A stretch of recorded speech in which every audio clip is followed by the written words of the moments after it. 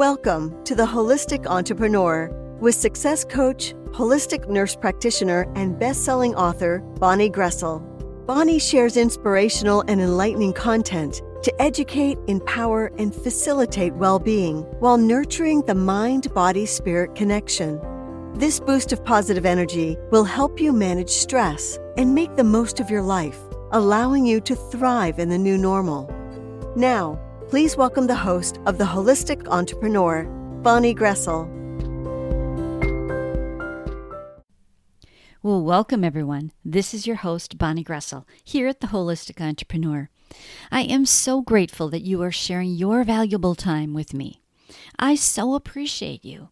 So if this is your first time listening, welcome. And if you've tuned in before, welcome back. I hope that you find this will be another episode that will help you on your journey to better well-being. Now, I always want to remind you that the information presented here is educational, inspirational, and motivational in nature. I always want you to just take what fits for you and simply let go of the rest. This show does not intend or imply to be a substitute for professional medical advice, diagnosis, or treatment either. I always want to remind everyone that little caveat before we begin. Now remember to check out the show page and the offers I have for you and the links that are there. You can always connect with me at bonniegroessl.com as well. The other thing I want to take a moment each time we do a show is to remind you to take a moment, to just stop and take a moment for you, to take a nice deep breath and let it out really slowly. For the best benefit, the exhale should be longer than the inhale. Notice how the air comes in and how the air goes out. Notice you. What a beautiful human being you are. I just want you to remind you to stop and notice. Now, maybe this is the only moment that you take for yourself, and it is what it is, but it's so important to your well-being that I always want to take just a moment, not even a moment, 30 seconds, to remind you to do this each time we get on the air.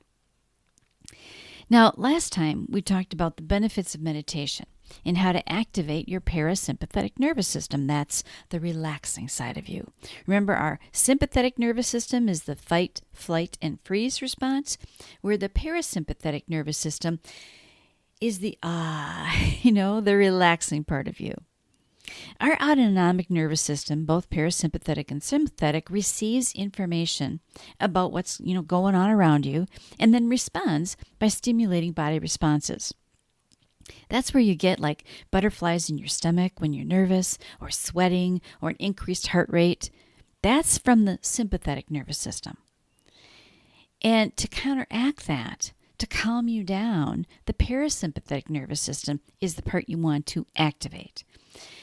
Your action step was to find a moment or two, a few times a day if you could, more if you can, that's great, but just to be mindful and breathe. And I would love to hear how it's going. So please post any questions or progress in the Facebook page at Coach Bonnie Groessl, and the link is below on the show page. Because I'd love to hear how it's going. Now, tag me so that I'm sure to see your post and can respond to you as well. Now, today we're talking about some tips for beginning a more formal practice of meditation and how to activate that parasympathetic nervous system more of the time so that you can feel more calm. So remember, you can substitute any object of focus, for your breath if you like a fireplace, a flame, a candle flame, using a mantra, an affirmation, a prayer, whatever fits for you. Your breath is always there and you have to breathe anyway, so that's where a lot of people start. And if you use a mantra, it's really just, doesn't matter what it is, it's just that you keep saying it over and over and over and over again, and then you're focused on that.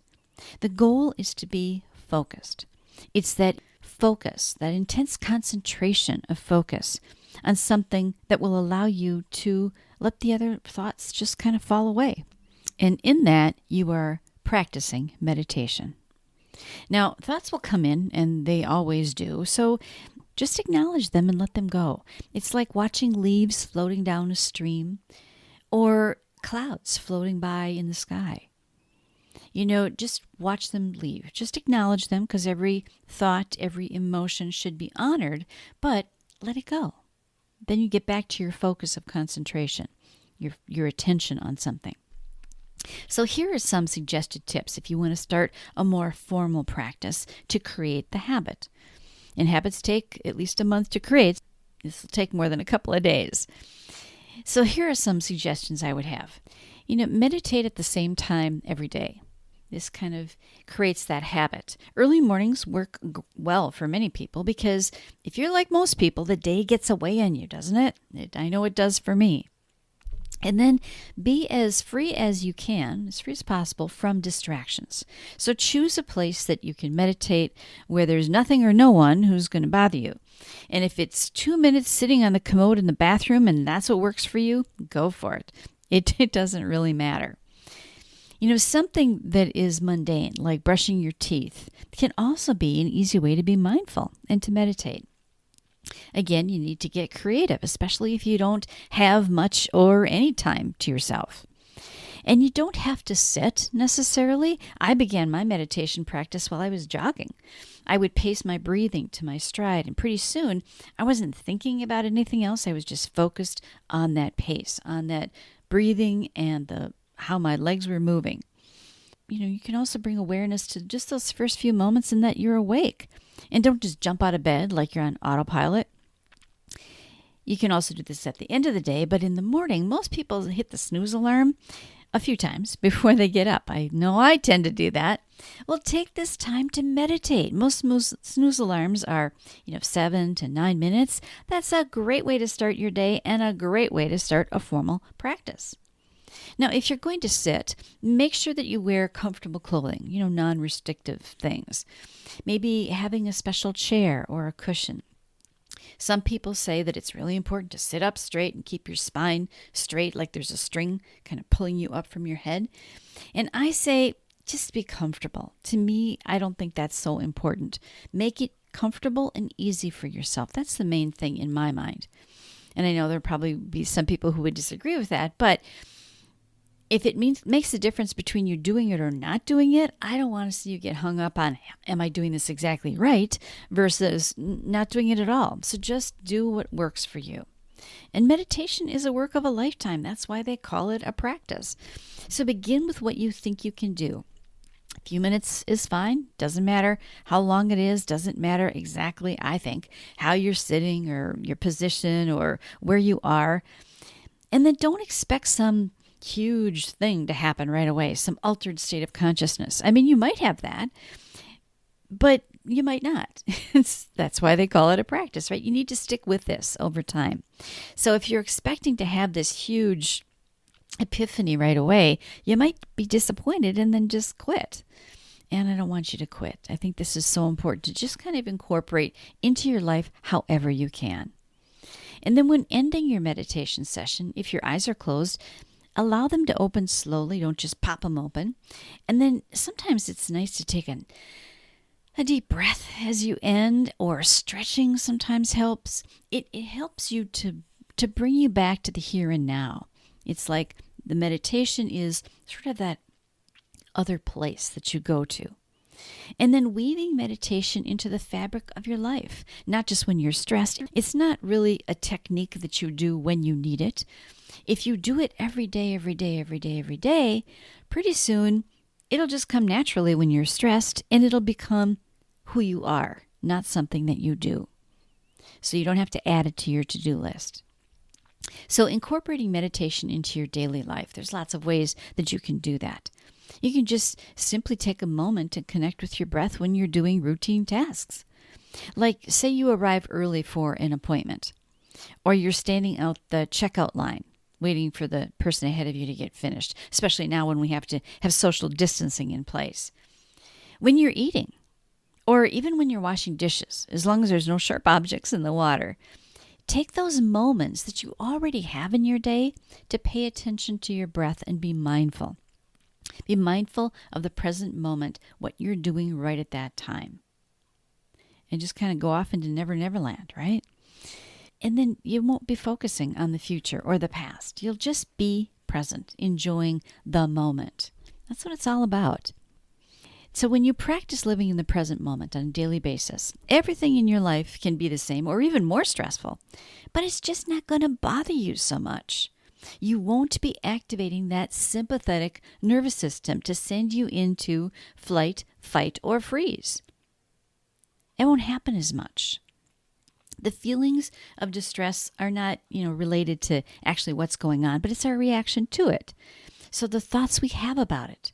Meditation can assist you in minimizing your reactions, in keeping you focused on the present moment, and things just aren't so important on the outside world. Next time, we'll dive into how to release the feel-good chemicals in your brain that we mentioned at the last episode, things like beta endorphins and serotonin. But for now, your action step is to just see what you can do to begin a practice. Now, it might only be 2 minutes in the bathroom while brushing your teeth, or even sitting on the commode, but do what you can.